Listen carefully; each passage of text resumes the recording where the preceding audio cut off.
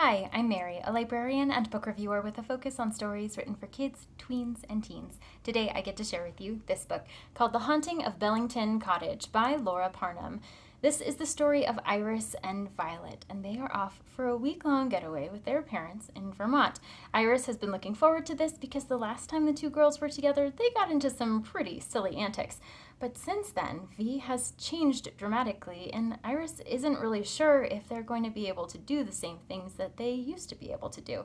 When there's an icy demeanor coming from V and lots of weird sounds and things happening in the house, the girls turn to each other and try to point the finger at the other one to blame.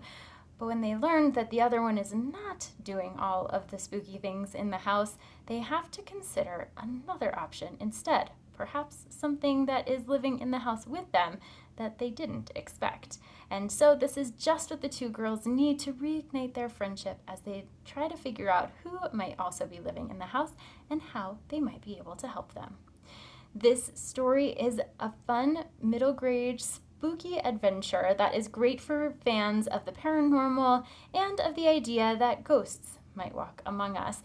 This story is written for a confident middle grade reader, but there is a fair amount of white space, and additionally, with the traditional narrative, there's also diary entries from the other residents of the house. So as readers are getting to know the two characters in this book, they have some complex emotions when it comes to one another, and middle grade readers will especially appreciate that because they will probably recognize a lot of those emotions in themselves or in their friendships that may have shifted over time from being kids to being tweens.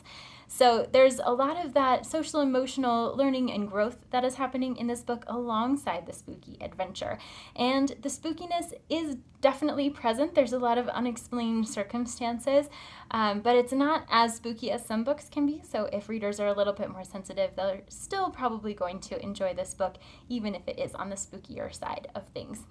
So the story is a good blend of those middle grade conversations and complexities about how to engage with one another, especially as change happens inevitably for everyone, and also the fun paranormal idea of having a ghost residing in a house that you might just be staying in for a little while.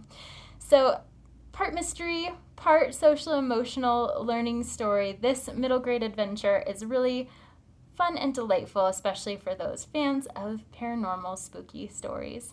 If this sounds like a great fit for you or for someone you know, I hope you look for it wherever you get your books.